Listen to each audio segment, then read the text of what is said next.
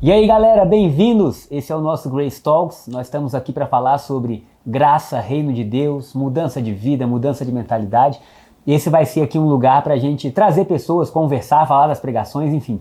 Tem um momento onde a gente pode também responder suas perguntas. Estamos felizes pelo início desse podcast e acreditamos que a partir daqui vai ter muita coisa boa vindo. É isso. Gabriel, para a gente começar o Grace Talks, primeiro de tudo, gente, eu sou o Lucas Fernandes, Gabriel Manzoni, pastor da igreja aí de Brasília. Eu tenho a honra de caminhar liderando os jovens da ID e nós temos visto e experimentado o fruto da graça na nossa vida. Então a gente tem visto não só uma graça que fala, mas que ela transforma verdadeiramente. Então quando a gente traz a graça para todas as esferas da vida, a gente começa a enxergar os frutos dela. E é sobre isso que a graça fala, né? A graça tem uma voz, a cruz tem uma voz, Jesus tem uma voz que ele amplifica através da graça. Então, para a gente começar com a apresentação do Gabriel, você que foi nascido num lar cristão, cresceu no contexto do seu pai ser pastor, da sua mãe ser pastora, num contexto totalmente de igreja, tem uma diferença do Gabriel simplesmente cristão, crescido num lar cristão, e do Gabriel que conheceu a graça. Explica um pouco pro pessoal e conta esse testemunho do que a graça fez na sua vida. Acho que primeiro a gente tem que deixar claro o que é a graça de Deus, né?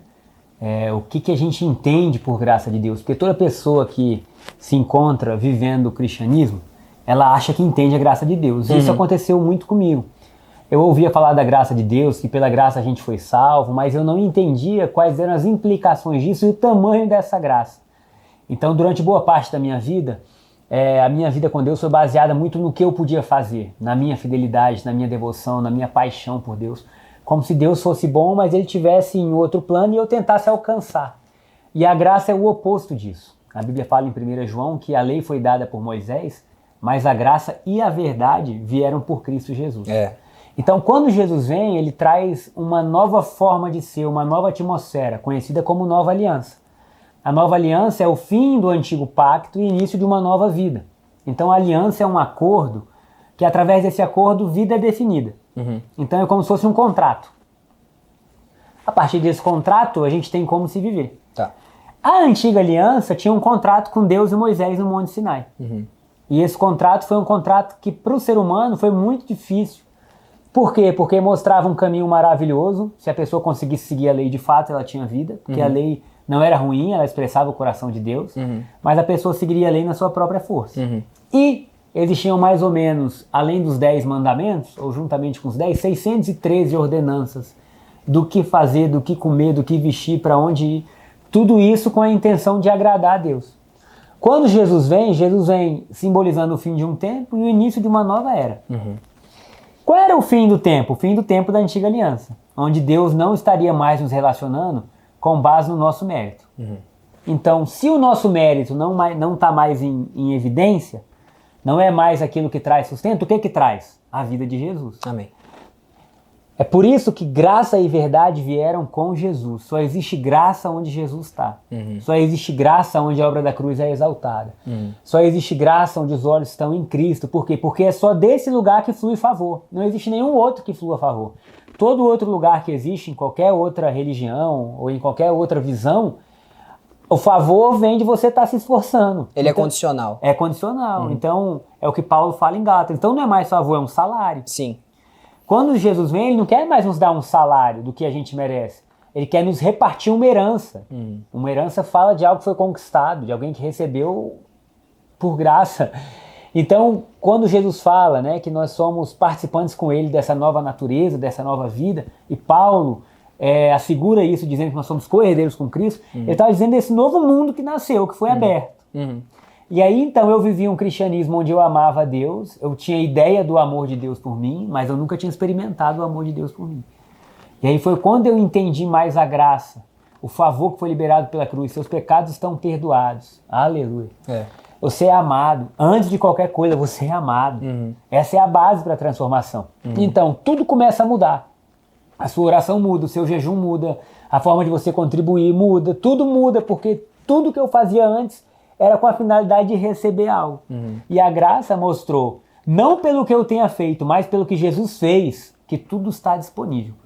E aí muita gente pensa assim, mas essa vida na graça é uma vida muito boa. Ela é uma vida muito boa. Mas essa vida na graça é uma vida que as pessoas falam que não tem preço. Olha, não tem preço pra gente. Mas para Jesus custou um alto preço. Então pensa assim, era algo que a gente jamais conseguiria conquistar, alcançar. Jesus conquistou e alcançou. Para ele custou a vida dele, o sangue precioso de Jesus. Para nós requer apenas fé. E aí quando eu entendo, quando eu acesso isso, a nossa vida começa a mudar.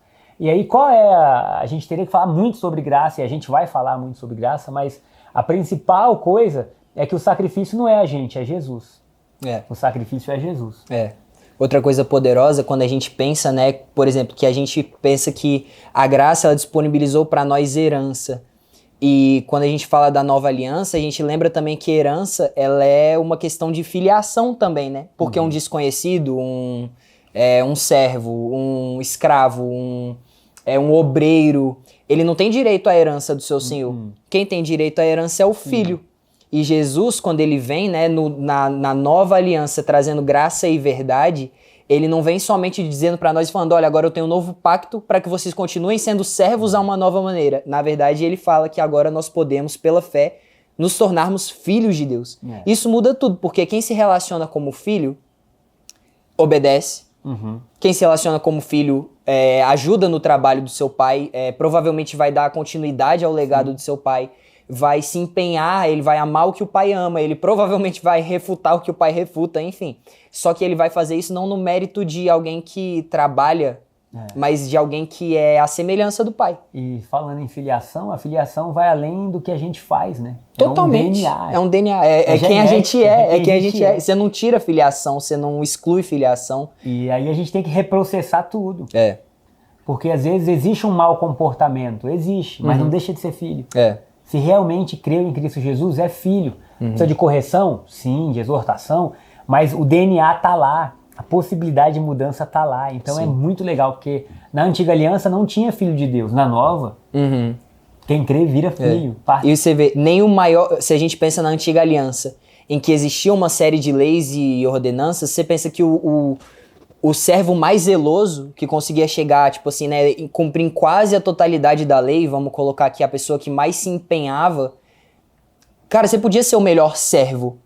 Não é por isso que Deus ia te chamar de filho. Não. Porque não é o bom serviço que transforma uma pessoa em filho, é ter nascido, entende? Não importa o quão próximo nós sejamos, o quão eu te sirva bem, o quão empenhado eu esteja nos seus propósitos, se eu nasci como eu nasci do meu pai e da minha mãe, essa é minha árvore, esse é meu DNA. Então, quando a gente fala que, por exemplo, quando Jesus fala, né, a respeito de João Batista, olha, de todos os nascidos de mulher, João é o maior, assim, ele é o que veio prenunciar a minha vinda e tudo mais, ele é um profeta, ele caminhou com zelo, ele se vestiu de humildade, mas o menor no reino dos céus, o que nasceu do reino do céu é maior do que João, porque o servo mais zeloso, o profeta com maior revelação, ele pode até se assentar num lugar de honra, mas ele não se assenta na cadeira do filho. Se você chegar na casa do pai, a cadeira do filho é do filho.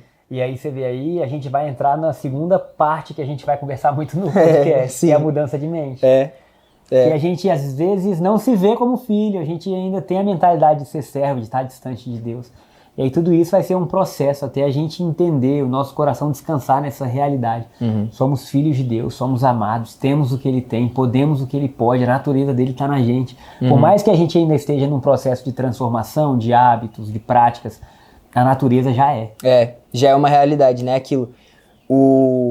Quando Paulo fala sobre renovação da nossa mente, sermos transformados pela renovação da nossa mente, uma analogia que me fez entender muito bem, né, aonde nós estamos chegando, é a gente tentar trazer a nossa consciência para um lugar que o Espírito já está. Amém. Né? Porque, por exemplo, independente da gente crer em tudo que Jesus disponibilizou, se a gente crê em Cristo e nele somente, espiritualmente o reino do céu nos vê como filhos de Deus. Você pode se ver, cara, como um mendigo, como um gafanhoto. A sua autoimagem pode estar completamente destruída. Mas quando os céus olham para você, que é crente em Cristo Jesus, você é um filho de Deus. Você carrega a natureza do seu pai. O reino espiritual, ele caminha em seu favor, ainda que você não acredite nisso. Então, qual é o nosso desafio, muitas vezes aqui na Terra, e a gente acompanha isso na vida da igreja? É a gente conseguir trazer o nosso nível de consciência e entendimento para aquilo que o Espírito já é. para aquilo que a vida já revelou. A vida de Cristo já revelou em nós. Então conta pra gente agora, pra gente fechar essa parte, um pouco da sua experiência na sua transição conhecendo a graça. Assim, pode falar de maneira prática. Quais foram os principais paradigmas que você teve que quebrar? Quais foram as suas maiores crises de fé? Porque é uma libertação. É uma libertação mental que a gente sofre quando a gente pensa bem assim, caramba, então quer dizer que todo zelo, que toda obra não vale mais nada. Aí você pensa, cara, olha que tempo perdido. Tem muita gente que recusa e que rejeita a graça, não é nem porque não gostou, mas é porque pensa em tudo que já fez. O orgulho. Orgulho. O orgulho é... O principal opositor da graça é o orgulho, porque a graça, ela leva o ser humano a nada. Suas obras não valem nada. E Jesus a tudo. E Jesus a tudo. Então a graça é justamente não vale. Ah, mas eu jejuei, eu orei, não vale, é insuficiente. Você precisa de algo melhor. Qual? Jesus. Então, assim, a maior dificuldade, eu vou dizer que o grande desafio foi eu conseguir reposicionar minha mente na bondade de Deus. Tá. Porque quando você descobre a graça e você sente o amor de Deus, você fala, caramba, isso é maior do que eu imaginava, é maravilhoso. Mas ao mesmo tempo vem com reposicionar a atitude. Então tá, beleza, não é mais na minha obra, mas por que eu faço a obra então? Por que eu não vou parar de fazer tudo? Você precisa entender, Você precisa entender. E aí esse entendimento leva um tempo. Mas se você estiver baseado em Cristo e no que Ele fez, você vai esperar. Então a maior crise foi essa. Como eu vivo como um cristão então? Por que eu não saio por aí louco então, já que, puxa, se Jesus pagou tudo e tá pago e eu sou perdoado, por que... E aí vem, o Evangelho fala de uma mudança de natureza. Tá. O que mantém um cristão andando com Deus não é uma imposição, é a natureza dele. Uma árvore voa porque a natureza dela faz voar. Um peixe nada porque a natureza que Deus colocou nele faz nadar. Qual é a natureza do cristão? E é isso. Então Deus mudou a natureza. Cara, a minha natureza deseja coisas boas, a minha natureza deseja ser fiel, a minha natureza deseja... Cara, por quê? Por conta que eu fui totalmente transformado, o velho homem morreu. Mas aí que tá. Quando a gente supera isso, a gente se abre para uma visão que a gente fala, meu irmão, não tem mais limite. Não tem mais limite, porque se então é a obra de Jesus, ele é merecedor de tudo. Milagres podem acontecer, curas podem acontecer, salvação pode acontecer. E como você falou, é uma grande libertação. Então, o primeiro sentimento que eu tive foi muito medo. Porque medo é o que rege as pessoas que ainda vivem longe da graça. Medo de desagradar a Deus, medo de sair da presença, medo de perder. Medo de não estar certo. Medo de não estar certo, medo de, meu Deus, se eu sair da presença de Deus. Porque é isso, o coração de servo, ele está sempre com medo. Se for mandado embora, e se não agradar meu patrão. E a maioria das pessoas vê Deus como um chefe. É a graça para Deus, não é seu chefe, é seu pai. Imagina um Deus zeloso como ele é, poderoso como ele é, perfeito como ele é, sendo seu chefe. O melhor do seu trabalho, é inútil. O seu dia mais perfeito, o seu dia mais produtivo, Deus vai olhar e ele vai falar, servo inútil. Inútil. Como diz a parábola, servo inútil, você não fez nada além do que você tinha que fazer. fazer. Você tinha que fazer e não foi suficiente. E aí Jesus fala, não buscamos mais servos, mais amigos. Assim, Deus vai aumentando a nossa visão. Então, o mais importante é você saber que a crise inicial é normal. Crise de, então, como que eu posiciono, como eu leio a Bíblia. Principalmente se você passou muito tempo fazendo isso por um protocolo, por uma obrigação, e aí você vai ter que sondar o seu coração. E tá tudo bem, talvez você tenha feito isso e isso te ajudou a manter dentro dos parâmetros, a ter uma vida melhor, a não se machucar tanto com aquilo que o mundo oferece. Mas Deus não quer que você não se machuque tanto. Deus quer que você reine. Sim. Então você sai de uma posição de um lugar teoricamente de segurança para você estar no colo de Deus, nos braços de Deus. Então, a principal dificuldade é esse desafio de entender, tá, como que eu me posiciono? O que eu faço sendo livre? A maioria das pessoas não se acostumou a ser livre. Então, a maioria das pessoas chega na igreja e pergunta assim, o que eu posso ou não posso fazer? É mais fácil ser escravo. Me fala, Lucas, o que eu posso? Como jovem, sei lá, eu tô solteiro, eu posso ou não posso fazer isso? Então, as pessoas querem, assim, certos limites. E os limites existem dentro do reino de Deus. Sim. Mas o principal direcionador é a sua comunhão com o Espírito Santo, que vai fazer essa nova natureza, ela mesmo sabe. Sim. Então assim, cara, por que eu vou falar mal de alguém? Tem gente que deixou de falar mal sem nunca saber que era errado.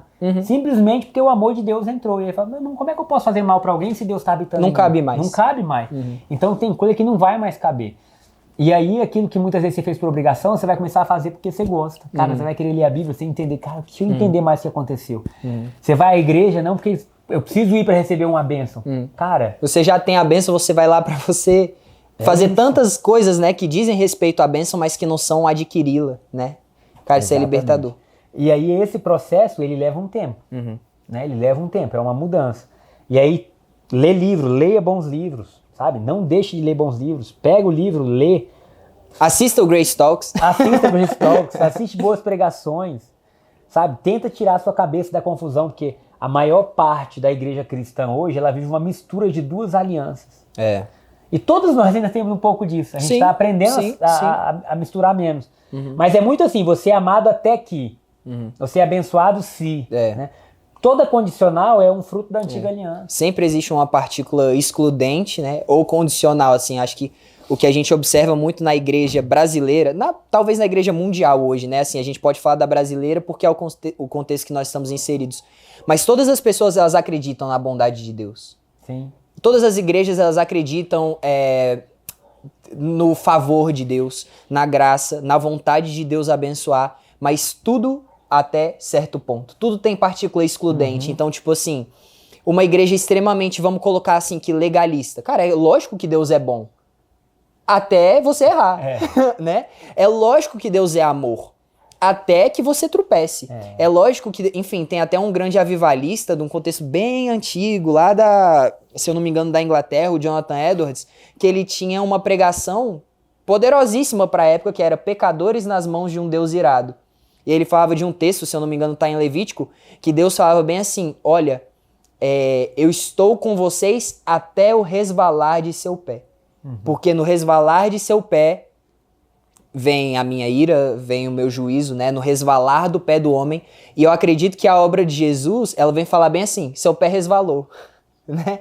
Seu pé resvalou, você tropeçou, não tem como, você o mais zeloso da lei. O cara mais incrível em cumprir aquilo ali, ele em algum momento ele tropeçou, ele é insuficiente. Aí Jesus vem falar bem assim, olha, então o que tem guardado para quem o pé que resvalou? A ira. O que um Deus irado faz? Ele pune, ele derrama ira. Então onde é que entra a graça de Deus? Que essa ira, ela não foi sobre o Gabriel. O pé do Gabriel resvalou, o pé do Lucas resvalou, o pé de todas as pessoas que você conhece, inclusive o seu, resvalaram, esses pés resvalaram. E onde é que mora a graça, onde é que mora o amor e a bondade? É que Jesus virou e falou bem assim, olha, Pai, para eles é impossível não resvalar. Então eu, nascendo de mulher, nascendo à imagem dos homens, eu vou viver uma vida perfeita, eu vou viver uma vida impunível, eu vou viver uma vida impecável, eu vou cumprir a lei com perfeição e eu vou tomar sem merecer o cálice da sua ira, o cálice que estava guardado para eles, para que então eles tenham parte na família que somos nós. Isso é graça. Isso é graça. Ele bebeu o cálice da ira que a gente merecia para nos dar um tempo de justiça, de amor. É muito maravilhoso. Então é isso. É isso, primeiro episódio. Grace Talks. E aí a gente vai abrir durante a semana no Instagram para perguntas.